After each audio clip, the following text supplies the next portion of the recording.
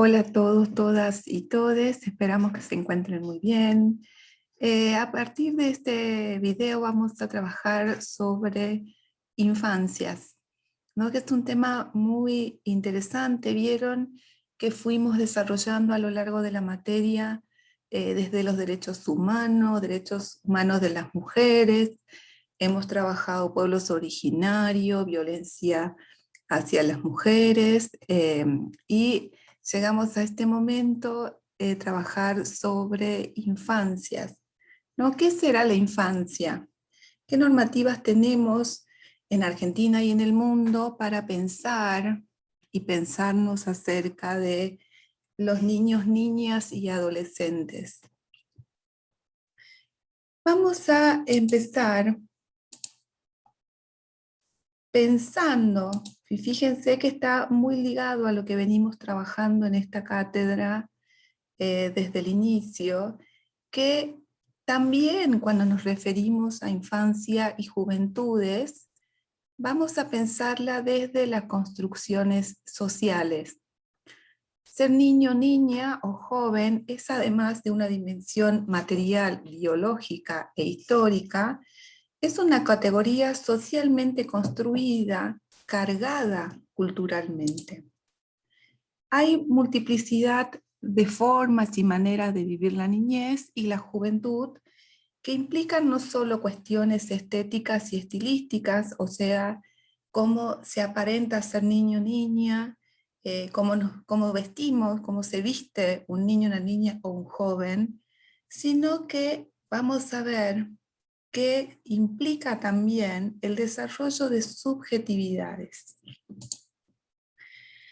Lo que sí vamos a tener en cuenta es pensar, ¿no? Cuando pensamos en infancias o en juventudes, es que los niños y las niñas y jóvenes son sujetas de derecho, y nosotros, les adultos, debemos garantizarlos. Una primera normativa en relación a los derechos del niño, vamos a encontrarla en la Convención sobre los Derechos del Niño de la Asamblea General de las Naciones Unidas en 1989. En Argentina fue aprobada por la Ley Nacional 23.849. Entonces, Argentina adhiere a esta Convención sobre los Derechos del Niño. ¿Por qué son importantes los marcos jurídicos? ¿Por qué desde esta cátedra les estamos compartiendo, acercando las normativas vinculadas a los derechos? Porque los marcos jurídicos expresan concepciones ético-políticas del mundo, de los sujetos y sus prácticas, y prescriben, o al menos se intenta que prescriban, las conductas y las posiciones morales frente a ellas. Entonces, vamos a ver que en Argentina van a ver en relación a las infancias dos paradigmas. Un paradigma de la situación irregular y el paradigma de la protección integral.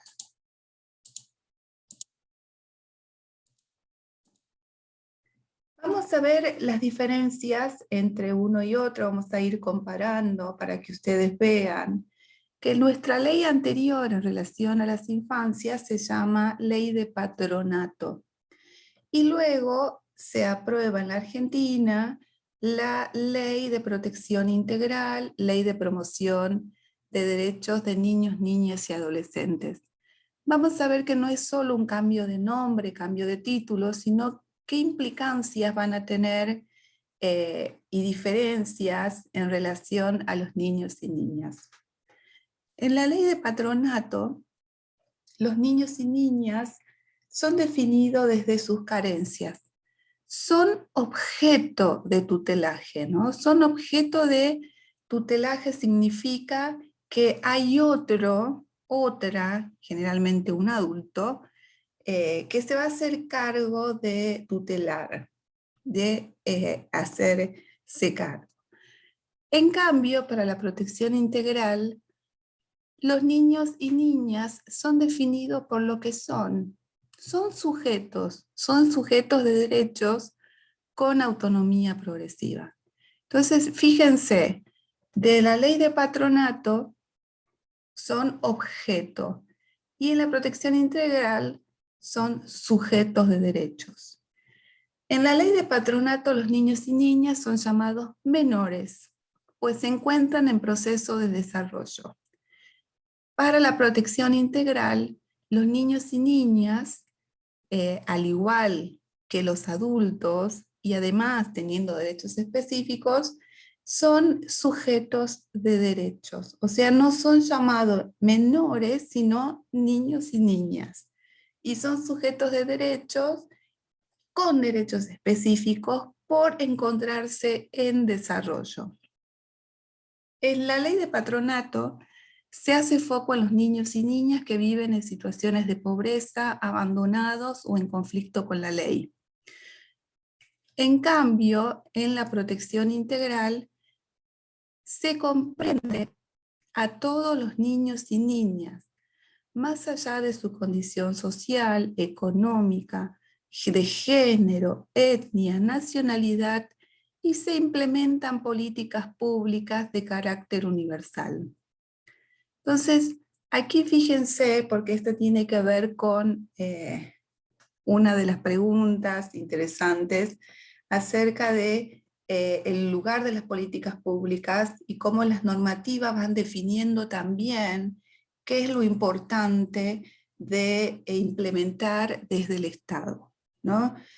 Entonces, desde la ley de patronato se hace hincapié en un determinado foco de población de niños y niñas. En cambio, en la ley de protección integral se van a pensar en políticas públicas más universales, ¿no? Que llegue a la mayor cantidad de niños y niñas y que estén en mejores condiciones todos y todas. En la ley de patronato, el Estado intervenía a través del Poder Judicial ante toda situación. El juez de menores disponía sobre los niños y niñas sobre tiempo indeterminado. En cambio, en la protección integral, el Estado interviene teniendo en cuenta la especificidad de cada caso. Propone abordajes diferenciados para lo asistencial y lo penal a través del sistema de responsabilidad penal juvenil. Entonces, vamos a ver que incluso antes había instituciones específicas donde se alojaban a los niños y niñas hasta que el Estado, a través del Poder Judicial, intervenía.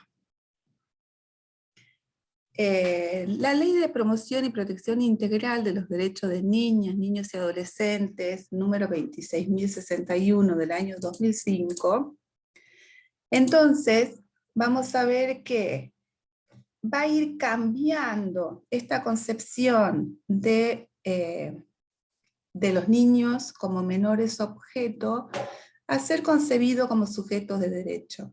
¿Pero qué significa que los niños y niñas sean considerados sujetos de derecho?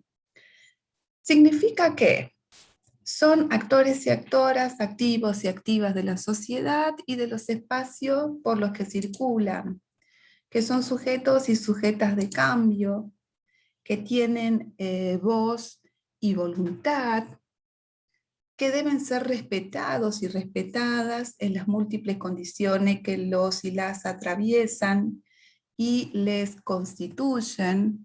Ser sujeto de derecho implica ser titular de derechos, de todos los derechos, y que debemos generar las condiciones que posibiliten su ejercicio. El cumplimiento de esas condiciones es responsabilidad del Estado y nosotros, como agentes del Estado, tenemos un rol protagónico en este proceso y más cuando ustedes comiencen a ejercer esta profesión, la de trabajadores y trabajadoras sociales. En la Ley de Protección Integral está centralizada sobre esta noción del interés superior del niño y la corresponsabilidad, ¿no? Entonces, ¿qué significa el interés superior. Esto que venimos diciendo que el niño y la niña y los niños y las niñas son sujetos de derechos que tienen derecho a ser oídos y que su opinión sea tenida en cuenta, que debemos respetar el desarrollo personal de sus derechos en su medio familiar, social y cultural, que debemos respetar su edad, su grado de madurez, su capacidad de discernimiento y demás condiciones personales, el equilibrio entre los derechos y garantía de los niños y niñas y adolescentes, y esta en relación a las exigencias del bien común, su centro de vida, ¿no? ¿Y qué es el centro de vida? Es el lugar donde los niños y niñas y adolescentes hubiesen transcurrido en condiciones legítimas la mayor parte de su existencia. Este principio, el principio del interés superior del niño, de las niñas y adolescentes, rige en materia de patria potestad, pautas a las que se ajustarán el ejercicio de la misma filiación, restitución del niño, la niña o el adolescente, adopción, emancipación y toda circunstancia vinculada a los anteriores, cualquier sea el ámbito donde deba desempeñarse. Entonces, cuando existe conflicto entre los derechos e intereses de los niños, niñas y adolescentes frente a otros derechos que también son legítimos, prevalecerán siempre los primeros. ¿Qué nos interpela a los y las adultos y adultas en relación a las acciones y responsabilidades? Fíjense que en los discursos que hemos venido escuchando en toda nuestra trayectoria, ya sea de vida, en la escuela, nuestras familias, vamos a ver esta tensión si son el presente y el futuro, ¿no? Porque en general aparece, debemos cuidar a los niños y a las niñas porque son el futuro. Esta tensión entre presente y futuro se resuelve pensando en qué, en que las infancias deben ser pensadas en términos del presente, ¿no? Es lo que promueve la visibilidad social de los niños y niñas y entenderlos y entenderlas como ciudadanos. ¿Qué están siendo hoy niños y niñas? Otra tensión es pensar las infancias desde el ámbito familiar o la cuestión pública, ¿no? Esto de privado y público de los espacios. Esta es una tensión interesante, cómo lo trabaja desde esta idea de la Ley de Protección Integral, porque aparece esta noción de corresponsabilidad que habíamos hablado anteriormente y que tiene como interesante pensar en que las infancias son responsabilidad también del Estado, ¿no? El Estado, la cuestión pública, debe garantizar la protección de los niños y niñas. Otra es los derechos de los niños y hasta dónde llegan estos, ¿no?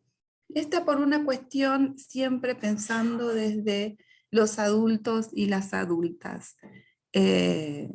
Los y las que generalmente trabajan con niños y niñas en las escuelas o en instituciones específicas, aparece esta idea de que los derechos de los niños llegan hasta ahí nomás, ¿no? Entonces, es una tensión que aparece entre cómo hago cumplir los derechos de los niños si yo pienso que los niños no tienen derecho.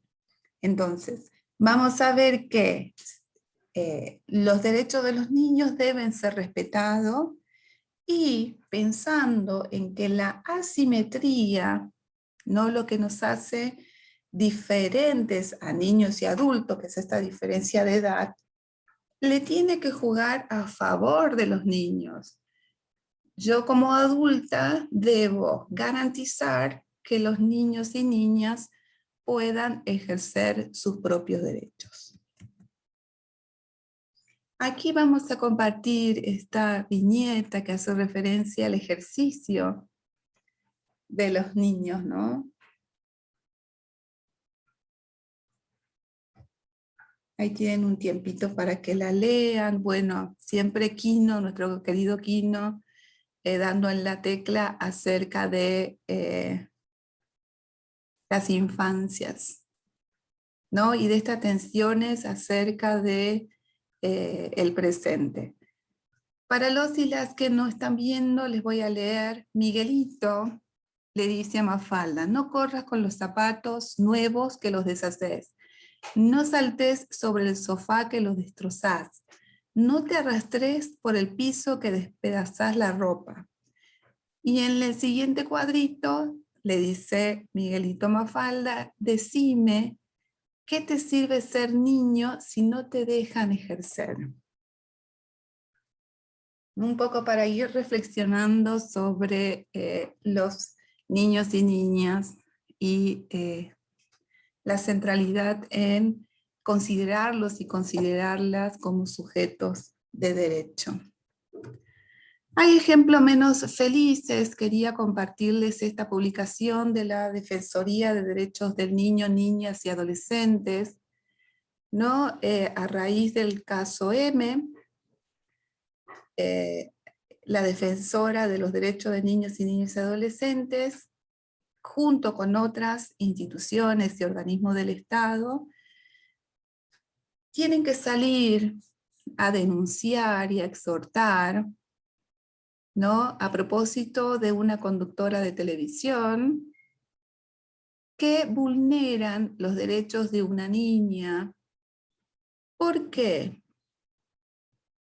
Porque difundió datos de la niña y de su familia que invadían la privacidad y la dignidad, ¿no?, de la niña. Vamos a ver cómo fueron vulnerados, o sea, además de la situación que estaba pasando la niña M, que sabemos, porque nos enteramos todos y todas por los medios, esta conductora de TV, que fueron muy circulados incluso por redes sociales, incluso con un discurso de que estaba a favor de la niña. Fíjense que fue tan poco cuidadosa de la intimidad y privacidad que luego supimos que se le iniciaban una causa legal hacia ella, ¿no?